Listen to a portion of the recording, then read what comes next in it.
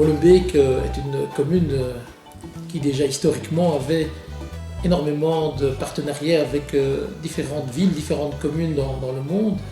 Il faut savoir que Molenbeek a été jumelé avec une ville française, mais aussi depuis 2002 avait un jumelage avec la ville de Oujda au Maroc. Et depuis 2007, nous avons décidé d'étendre cette politique de la solidarité en essayant d'avoir un jumelage avec un pays subsaharien, avec un pays africain. Et nous avons opté pour le Sénégal et plus particulièrement la ville de Mbour. Molenbeek a une population qui est très diversifiée avec plus de 110 nationalités. Et il était important, je crois, de continuer à ouvrir des fenêtres sur le monde. Et celle que nous avons ouverte sur le Sénégal, sur la ville de Mbour, et nous permet évidemment de développer toute une série de projets, comme par exemple l'installation d'un bureau de développement local.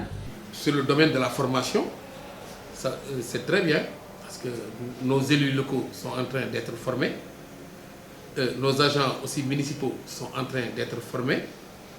Et vous savez qu'il y a aussi ce qu'on appelle le renforcement des capacités. Ça existe et ça marche très bien.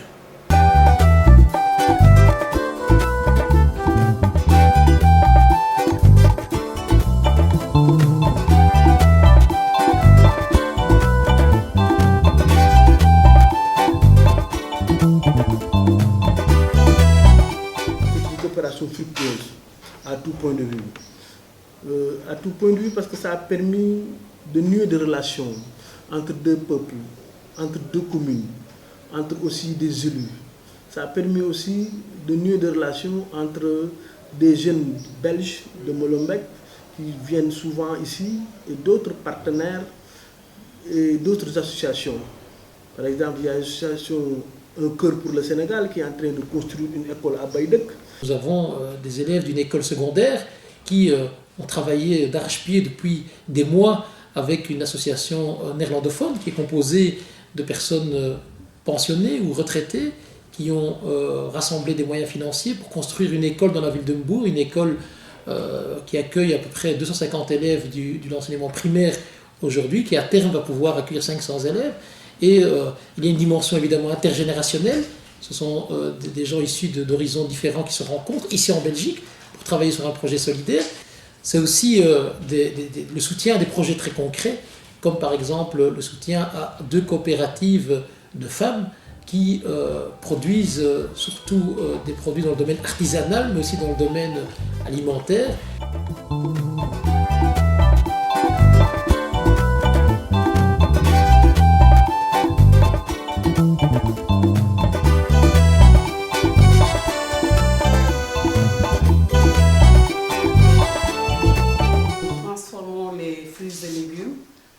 Nous faisons aussi les produits halieutiques, nous faisons aussi les produits laitiers.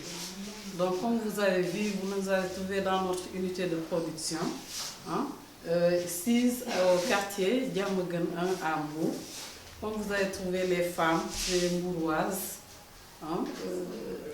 dont les moyens sont insuffisants. Donc on se regroupe quand même en groupement pour avoir une petite force. Donc on travaille comme ça, on se cotise. Donc les problèmes que nous avons, c'est des problèmes de logement, parce que là où nous sommes, c'est une maison qu'on a prise en location. Donc vous avez vu, ce n'est pas exactement les normes universelles, mais on essaie de faire avec. Il y avait plein d'associations, plein d'initiatives. Donc nous les avons amenés à, disons, travailler en synergie, à fédérer leurs forces. Aujourd'hui, nous sommes arrivés à mettre en place une seule fédération. C'est la fédération des femmes transformatrices de produits et céréales locaux. Une des dimensions qui est très importante dans nos relations, dans notre partenariat, c'est évidemment les échanges culturels.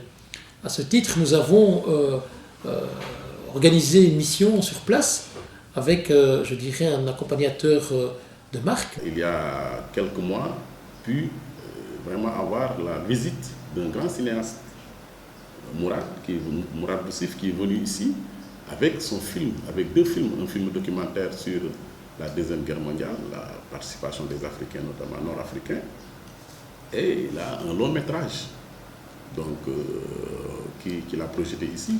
Et ça a été vraiment, les gens ont beaucoup aimé cela. Donc il y a un début d'un processus de coopération culturelle. Il y a Roberto qui est là, avec vraiment cette initiative qui va permettre aux jeunes Mbourois de pouvoir vraiment, véritablement renforcer leur capacité en termes de, disons, de production cinématographique. C'est une première.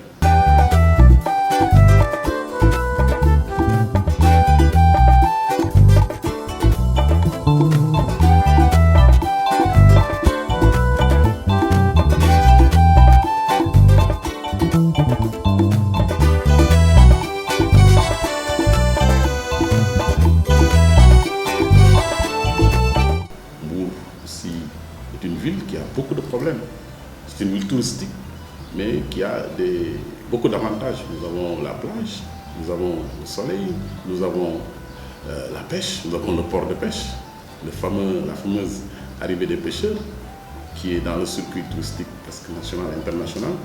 Mais la ville, quand même, il y a un certain nombre de fléaux, tels que l'encombrement, tels que la salubrité, ça pose problème. Nos maigres ressources ne peuvent pas véritablement suffire pour pouvoir répondre à ce problème. Donc, ça aussi, c'est une demande que les autorités d'ici et de là-bas sont en train de voir pour pouvoir maintenant capter d'autres types de financement pour améliorer le cadre de vie de nos populations. Nous sommes là dans des projets très concrets que les Molenbeekois soutiennent et je pense qu'il faut continuer dans cette voie-là parce qu'une ouverture vers l'Afrique comme celle que nous développons est essentielle pour la cohésion de nos populations.